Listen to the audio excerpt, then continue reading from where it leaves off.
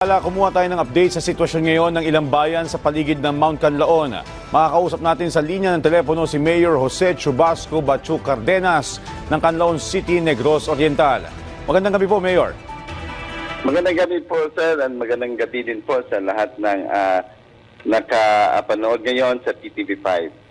Yes, Mayor, kumustahin po namin ang sitwasyon ngayon sa inyong lugar? Okay po, at around 3:03 in the afternoon, kami dito sa poblasyon ng Canlaon nakarinig na malakas na pagsabog. And pagtingin namin sa Bulkang Canlaon, so nakita na namin yung mga yung layman's point of view na mga ashfall. Pero looking at the P-bolts, it is being heightened. The alert level is being heightened from alert level 2 to alert level 3, which means that from volcanic unrest, it is now on magmatic unrest. So yung sa magmatic unrest, kasama na yung mga pyroclastic na tinatawag nila na kasama ng ashfall. So as of now, ang directed na natin na yung mga residents situated on the 6 kilometers danger zone is being evacuated. And as of now, meron na kaming mga more than 100 individuals coming from Barangay Masulog, Sitio Mananawin, na nag-evacuate ngayon lang. And as of now, ongoing pa rin yung mga evacuation namin.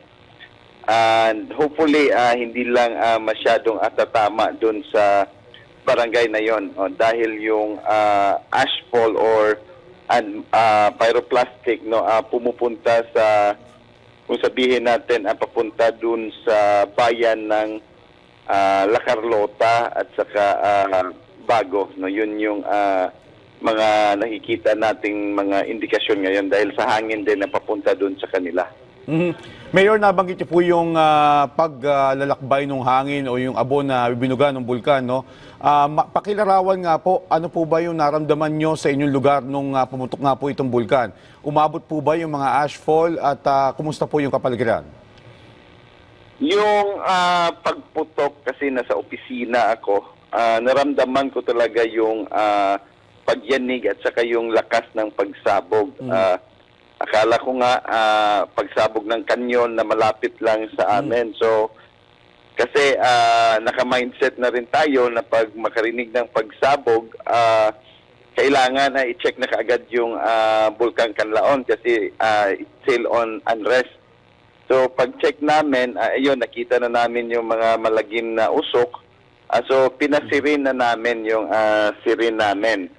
At saka, naka-preposition na kaagad yung mga vehicles namin for pick-up sa mga tao na nag-reside at the foot of Mount Canlaon. Kasi yung 4 na barangay nasa paapo ng Mount Canlaon. So yung inuna namin yung medyo malapit talaga at sila yung natamaan ng mga ashfall at pyroclastic na mga small parts doon. So pina-evacuate na namin kaagad, and as of now, ongoing pa rin. Pero dito sa proper Canlaon City, Barangay Mabigo, yung tinatawag natin na sentro ng City of Canlaon, wala pa kaming nakikita or na ramdaman na mga ashfalls. Normal pa rin kami dito, pero in-advise ko na lahat ng klase, kansilado, both private and public. At saka yung trabaho din ng mga empleyado, kansilado na rin. Pero inactivate ko na, reactivate ko na yung ICS namin para mag-manage sa sitwasyon ng pagsabog ng Bulkang Canlaon. Alright, Mayor, tanungin lang din po namin, kumusta po ang koordinasyon ninyo sa PHIVOLCS? Ano po ba ang pinakahuling abiso sa inyo ng PHIVOLCS tungkol po dito sa insidente ng bulkan? Yes, yung PHIVOLCS naman through Mr. Bacolcol, meron naman kaming daily update sa kanila na it's still on alert level 2, and at any time, at any rate, pwedeng mag-heighten yung alert. Kaya hindi rin kami naglulusen ng aming mga preparasyon. So everyday po meron po kaming update from the peoples. Okay. Nabanggit niyo po kanina no, na nasa mahigit 100 individual ang nailikas. Kumusta naman po yung supply ninyo sa inyong mga evacuation center? Sapat naman po ba at kumusta din po ang inyong koordinasyon sa DSWD at sa iba pang ahensya ng pamahalaan? Yes, as of now, local stock namin, local resources namin sa pagkain, sapat pa po naman. At saka ongoing na rin ang pakig-contact namin. Si Secretary Rex Gatchalian nag-text na po sa akin kasi hindi na pwede matawagan yung smart number natin.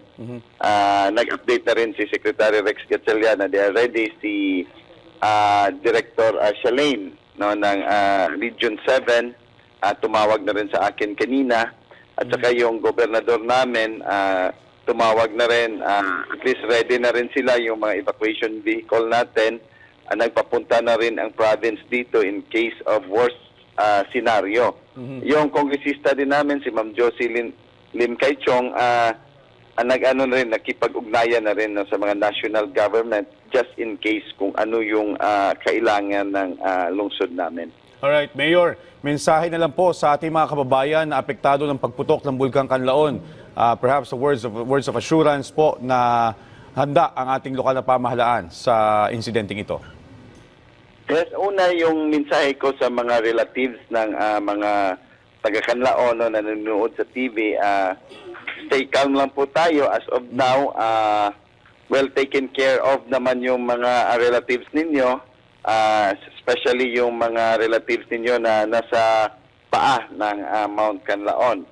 Second, yung resources natin dito, as of now, kaya pa po naman with regards to foods and non-foods, kaya pa po. The public need not to worry, but we are advising them to be resilient and kailangan din nila na maging alerto no, sa mga announcements at sa mga posting natin para din hindi na rin mahirapan yung gobyerno natin na maglikas if necessary.